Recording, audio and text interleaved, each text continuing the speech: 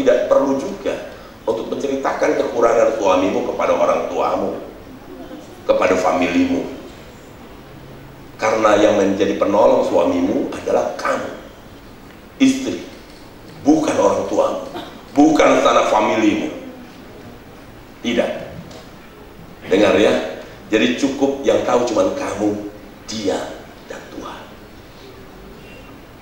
Nggak perlu kamu mengeluh, apalagi yang namanya mengeluh kepada keluargamu.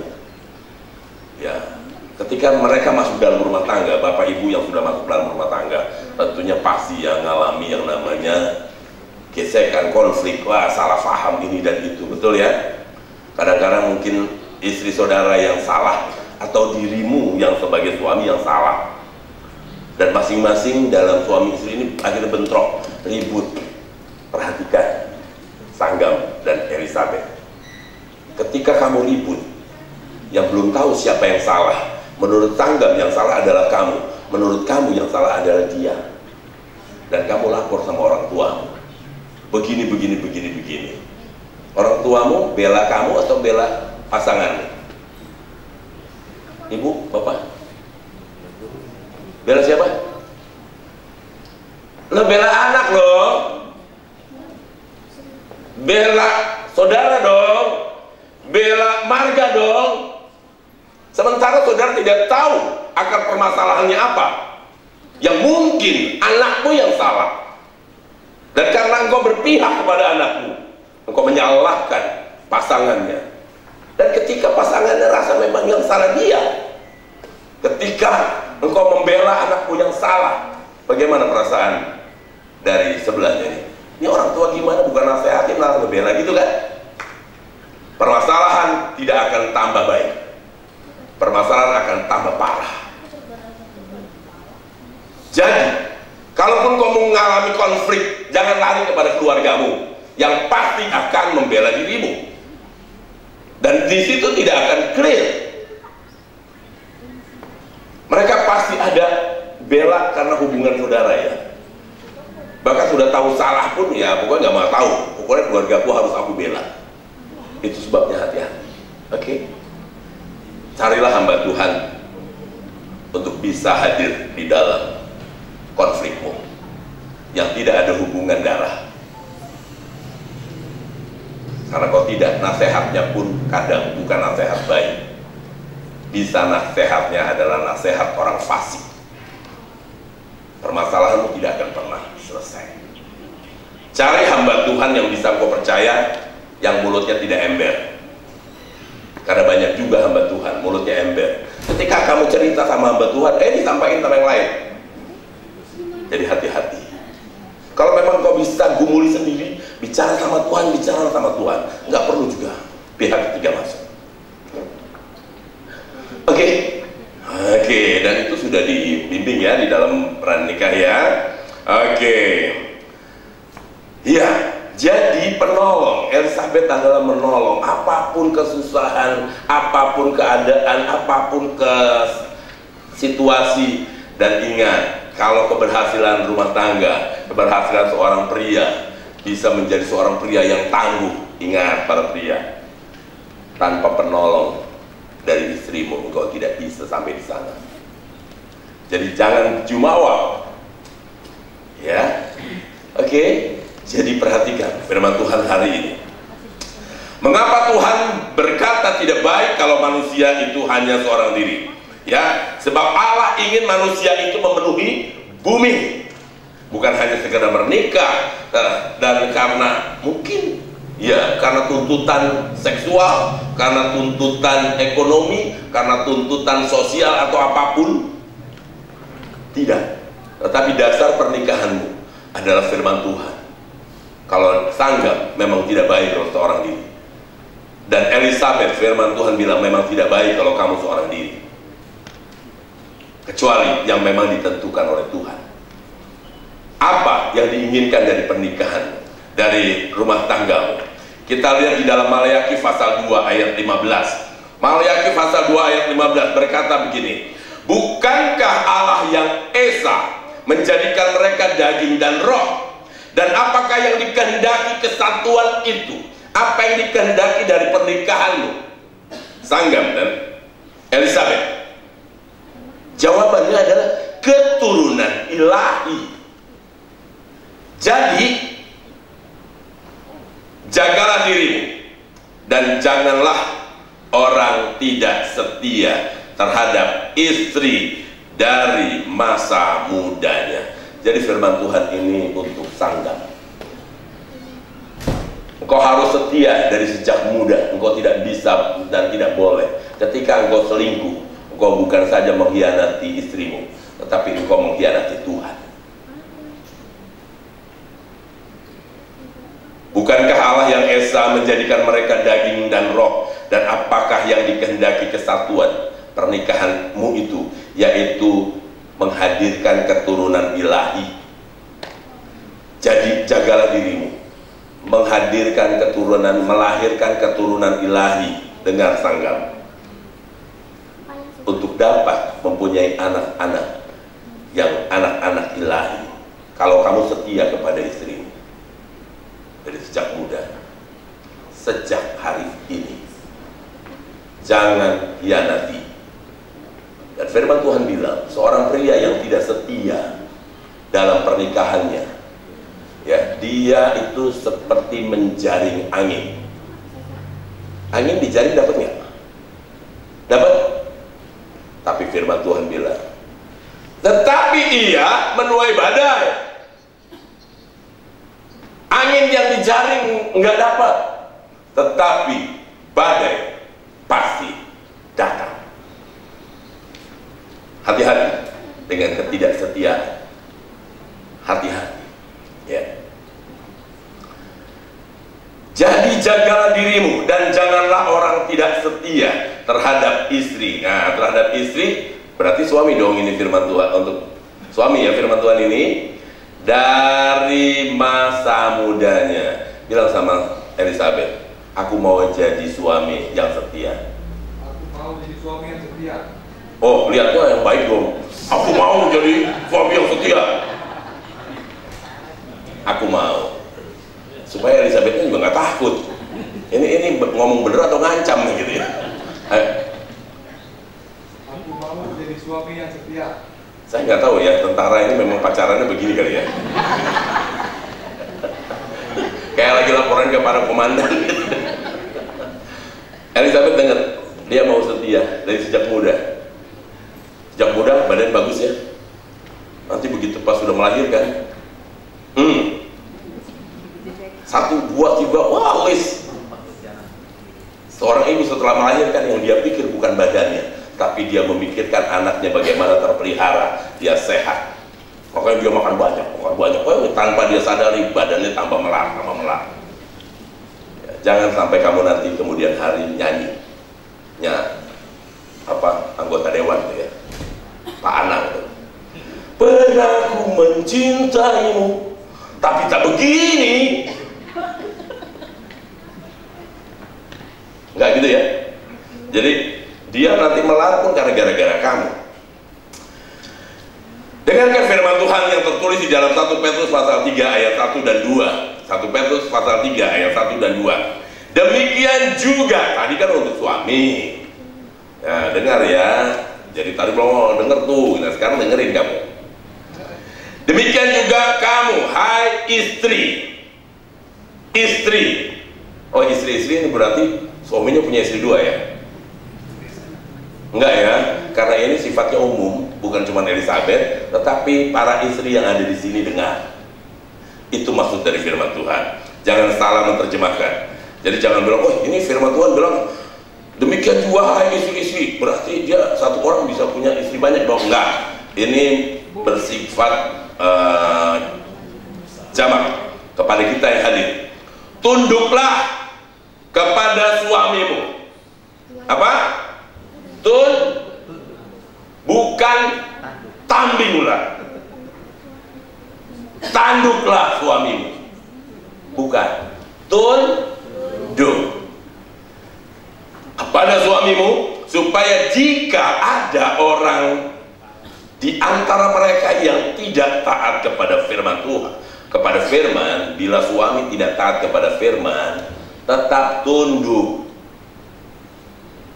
Apa? Walaupun hanya beda kata antara A dengan U. Bukan tanduk tapi tunduk, ya. Mereka juga tanpa perkataan dimenangkan oleh kelakuan istrinya. Jadi tetap taat saja. Soal dia mau ngaco terus, urusannya dia sama Tuhan, bukan dirimu. Ya, para istri di sini yang suka mentambing, menanduk suami karena mentang-mentang gua dapat uang lebih banyak dari penghasilan suamimu. Aku nggak tulak pinggang Pak Pendeta, tetapi tulak leher di sini loh. Memperlihatkan bahwa dia punya duit. No, tunduk kepada suamimu. Ya. Jika mereka melihat bagaimana murni dan salehnya hidup istri, mereka itu yang didengar Elizabeth. Sanggam akan melihat bagaimana salehnya engkau sebagai istri. Demikian juga, nah ini kepada Sanggam. Kamu hai suami, bukan berarti kamu boleh dapat 2 suami ya. Ini firman Tuhan untuk kita semua. Hiduplah bijaksana dengan istrimu. Sanggam, ya. Hiduplah bijaksana dengan istrimu sebagai kaum yang lemah. Bayangin, sudah lemah harus nolong kamu. Apa nggak tambah berat? Tugasnya lebih berat ya. Sudah lemah harus nolong. Sebagai kaum yang lebih lemah, hormatilah mereka sebagai teman pewaris dari kasih karunia, yaitu kehidupan, supaya doamu jangan terhalang. Harapanmu kepada Tuhan tentang rumah tanggamu akan terhalang jika kamu tidak menghormati istrimu yang sudah menolong dirimu. Perhatikan, bagaimana kalau orang sudah ditolong, kemudian sudah ditolong, dia ngigit. Ada peribahasa, ingat pelajaran SD kali ya, peribahasa itu seperti nolong anjing kejepit, sudah ditolong ngigit. Nah, dengar para suami, ketika engkau ditolong oleh istrimu yang lemah, sudah lemah, dia harus menolong dirimu. Berterima kasihlah, hormatilah mereka sebagai teman pewaris dari kasih karunia, yaitu kehidupan, supaya doamu jangan terhalang. Doamu, yaitu harapanmu, cita-cita rumah tanggamu, pasti engkau akan mempunyai cita-cita, rencana yang baik, benar ya? Dan itu akan terlaksana jika kamu Sanggam menghormati istrimu yang lemah tadi, yang sudah menolong. Efesus pasal 5 ayat 22-25. Hai istri, tunduklah kepada suamimu seperti kepada Tuhan.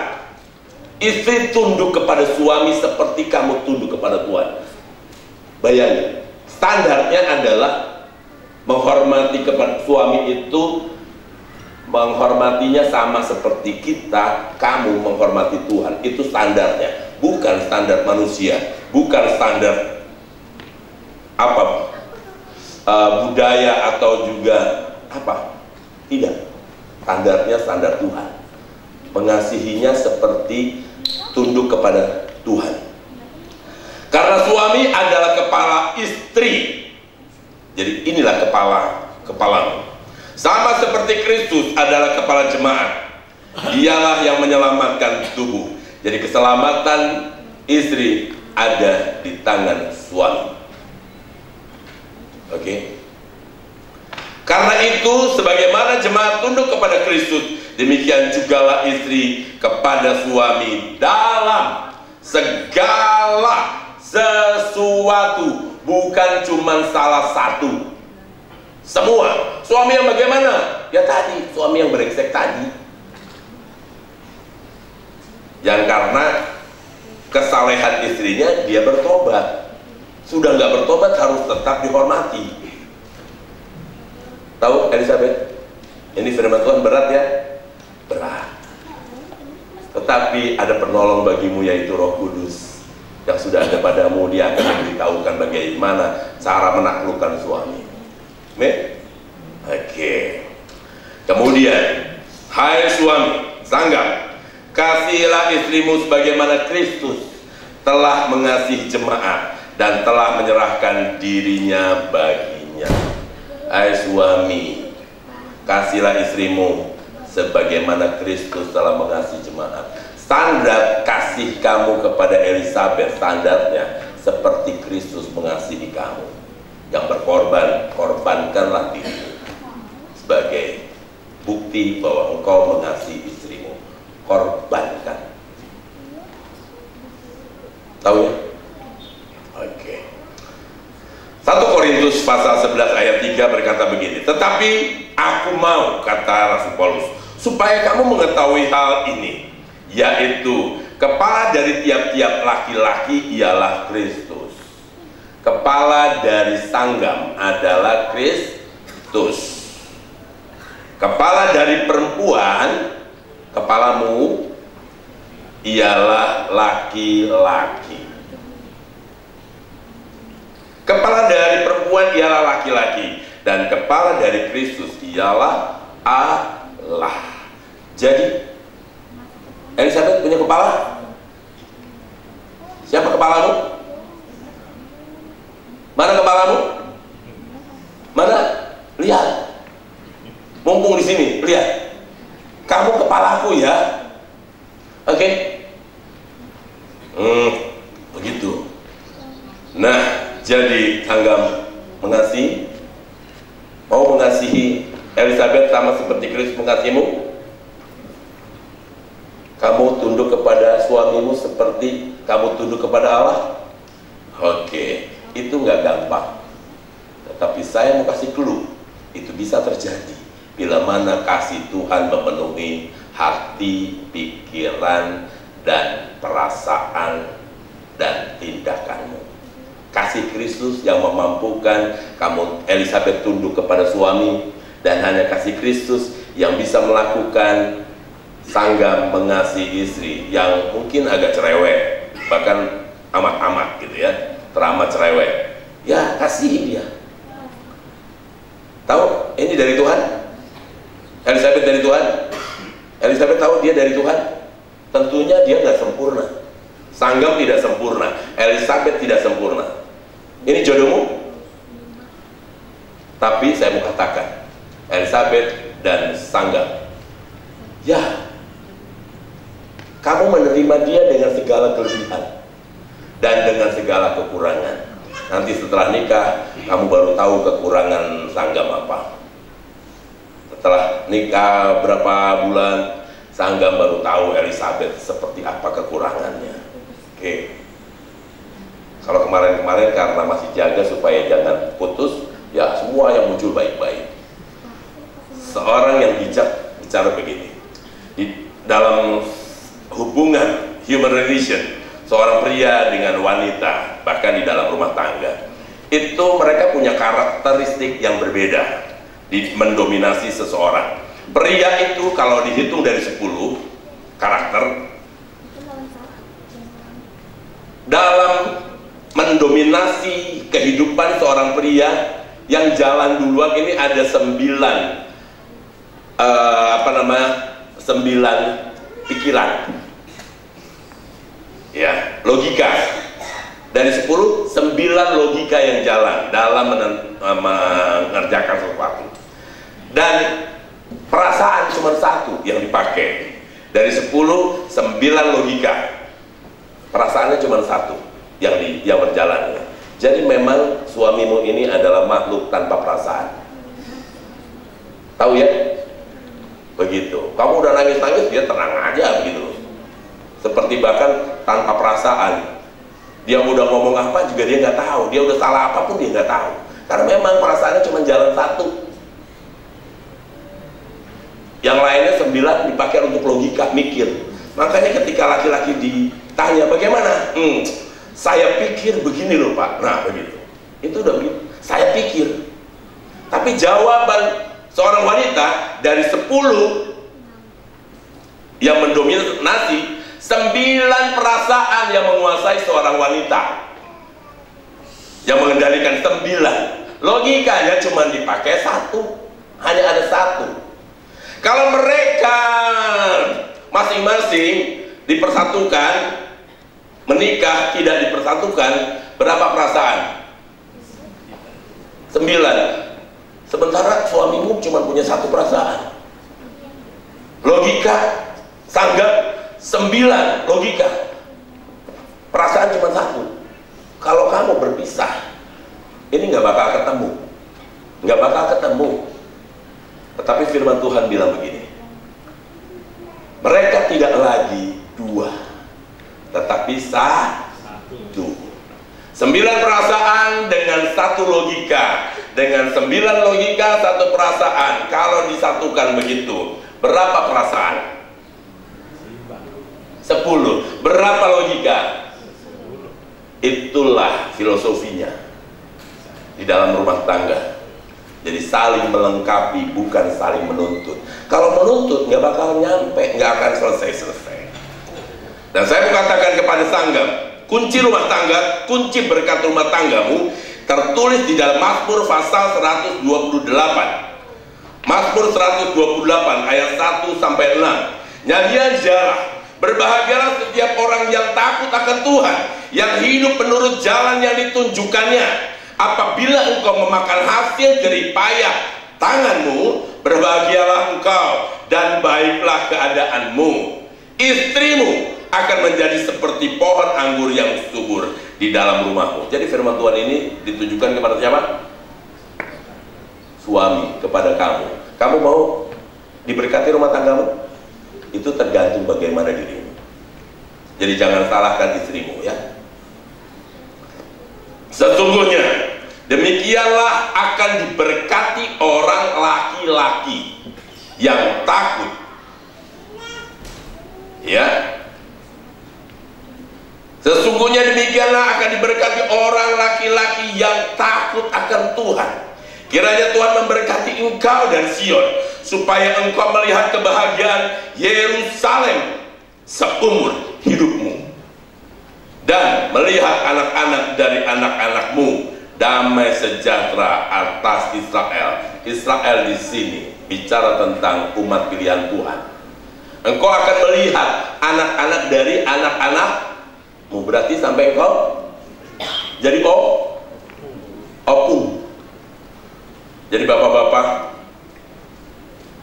kalau engkau melihat anak-anakmu agak simpang siur, nggak usah cari siapa yang salah. Ibu-ibu nggak usah cari siapa yang salah. Saya mau kasih tahu, yang salah itu suamimu, karena dia tidak taat kepada Tuhan, karena dia tidak takut akan Tuhan. Kalau engkau berkekurangan, yang salah itu suamimu, karena itu kata firman Tuhan, bukan kata saya. Tapi sebaliknya, kalau istri diberkati, jangan juga tolak pinggang. Karena ini aku yang cari duit, maka aku yang pintu berkat. No, tetap pintu berkat adalah suami. Jadi jangan mau tolak pinggang di depan suamimu ya. Oke, saya mau sampaikan. Dan sebaliknya, ya tadi ini tugas suami akan diberkati kalau hidupnya takut akan Tuhan. Tetapi sekarang pastikan suamimu memang harus mencintaimu dan berbahagia. Amsal 21 ayat 9. Lebih baik tinggal dalam sudut sotok rumah daripada diam serumah dengan perempuan yang suka bertengkar. Lebih baik ya tinggal pada sudut sotok rumah. Udah di sudut, di sotok rumah, di sudut tapi di atas parak. Jadi lebih baik kita tinggal di atas parak, suami itu udah gitu di paraknya di pojok, daripada tinggal serumah dengan istri yang suka bertengkar. Jadi kalau suamimu nyeleweng, periksa diri, jangan-jangan kamu memang ngajak ribut terus. Amsal 21 ayat 19. Lebih baik tinggal di padang gurun daripada tinggal dengan perempuan yang suka bertengkar dan pemarah. Kalau suamimu nggak pulang, periksa diri. Jangan-jangan memang di rumah ribut melulu, siapa yang betah? Dan suami akan bilang, aku lebih baik tinggal di padang gurun daripada di rumah. Oke? Dengan Elizabeth, buat betah suamimu ada di rumah. Jangan tinggal di parak dan di pojok karena engkau suka marah-marah. Mau? Mau ya? Catat. Sanggam. Ya, kamu mau diberkati Tuhan dan jadi pria yang takut akan Tuhan? Mau? Catat Elizabeth. Oke? Hari ini. Jadi Amsal 19 ayat 14 berkata begini, rumah dan harta adalah warisan nenek moyang, tetapi istri yang berakal budi adalah karunia Tuhan. Kamu mau nggak bahwa dirimu dijadikan sebagai karunia Tuhan untuk Sanggam? Mau? Jadi firman Tuhan bilang gini, berakal budilah sebagai seorang istri. Oke, jadi sebagaimana berkat Tuhan akan turun jika rumah tangga yang ada hanya keributan, dan bagaimana keluarga akan mempunyai anak-anak keturunan ilahi kalau di rumahnya bertengkar terus. Jadi hindari pertengkaran. Oke? Izinkanlah Tuhan Yesus memimpin kehidupan rumah tanggamu, supaya kehidupan rumah tanggamu mengalami mujizat-mujizat. Memang dalam rumah tangga tidak mudah. Ayo bersama-sama ya membangun rumah tangga yang baik, tidak saling menuntut tetapi saling memberi. Oke? Di dalam rumah tangga itu seperti sepasang satu kelompok orang tinggal di atas perahu. Perahu di mana? Bukan perahu yang mendarat ya, perahu yang ada di perairan. Dan mungkin kamu ada perjanjian, ya kamu yang di depan, aku yang di belakang di perahu kecil itu. Ya, nanti punya anak-anak, oh anak-anak di tengah. Satu perahu yang ada di atas air, ketika bocor, misalnya Sanggam di depan, Elizabeth di belakang, terus bocor yang di depan perahunya, terus Sanggam bilang, tolong, ini di tempatku bocor. Elizabeth bilang begini, itu kan tugasmu, bukan tugasku. Tambah sendiri, bisa begitu? Atau sebaliknya, bang, ini tolong bang, bocor bang. Terus Sanggam bilang, itu kan tugas kamu, kita sudah bagi tugas. Bisa begitu?